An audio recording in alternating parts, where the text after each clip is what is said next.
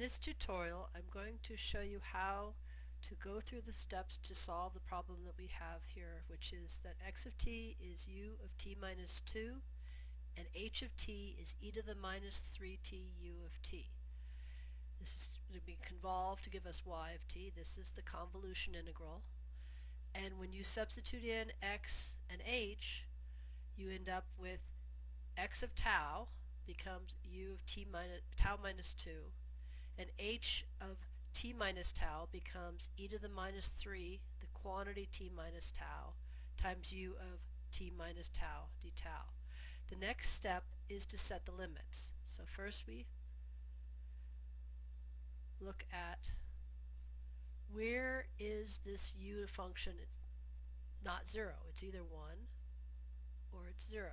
It's 1 when tau is greater than 2. And it's 0 when tau is less than 2. This u, again, the question is about tau. It's 1 when t minus tau is greater than 0, or tau is less than t. And it's 0 if tau is greater than t. And again, what do you do here? You add tau to both sides, and you have tau is less than t. So here we have a lower bound on tau, and here we have, up here is the lower bound on tau, and up here is the upper bound on tau. So tau starts off at 2, and it goes to t. Now, this u is always 1, so I can just replace it with a 1, because it's always going to be, integral range is always going to be greater than or equal to 2, times e to the minus 3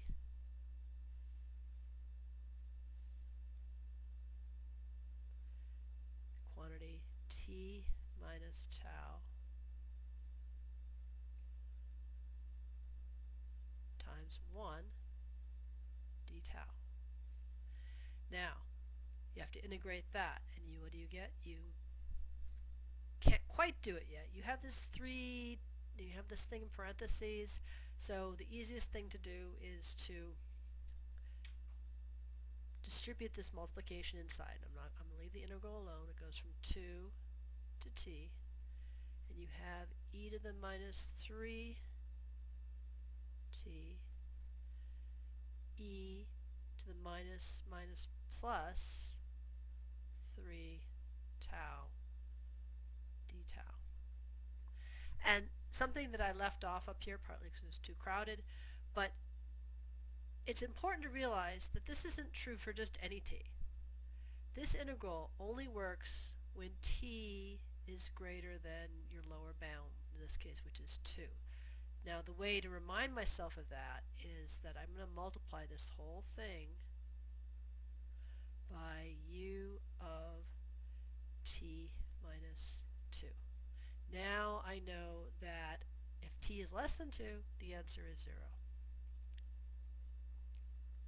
Alright, so now when I bring the 3, this is no longer a function of tau, so I can bring it out front, and I end up with e to the minus 3t integral from 2 to t of e to the 3 tau d tau.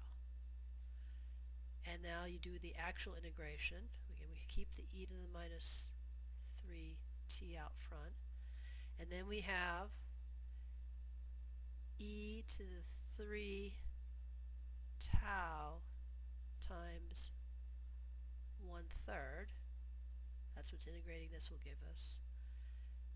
Evaluated at the limits 2 to t. And that gives us 1/3, pull that out front, e to the minus 3t, which is out front, e to the positive 3t minus e to the 6. That's what evaluating at the lower bound does. Alright, pause this a second. Alright, so I've just rewritten it here and cleaned it up a bit. I've put this back in. I didn't have room to put it on the previous page because I was running out of room. But we can see here now that if we simplify this, we have the 1/3 out front. We have e to the minus 3t times e to the positive 3t ends up being e to the 0, which is 1. And then we have e to the minus 3t times e to the minus, or e to the positive 6 with a negative sign in front of it. So I'm going to write that together here. E to the minus 3t now plus 6 u of t minus 2. And then there's one last step we can do, which is to factor the 3 out of this so we can put something in parentheses. If we do that, we have 1/3 1 minus e to the minus 3 times the quantity t minus 2 u of t minus 2. And so now you can see explicitly that it is something that starts off at up until t equal to 2, you have 0. And once t is equal to 2, e to the 0 is 1, 1 minus 1 is still 0. But now as t gets larger than 2, you're subtracting less and less from 1, so you get something that will, at 2, start to charge up to level being 1/3.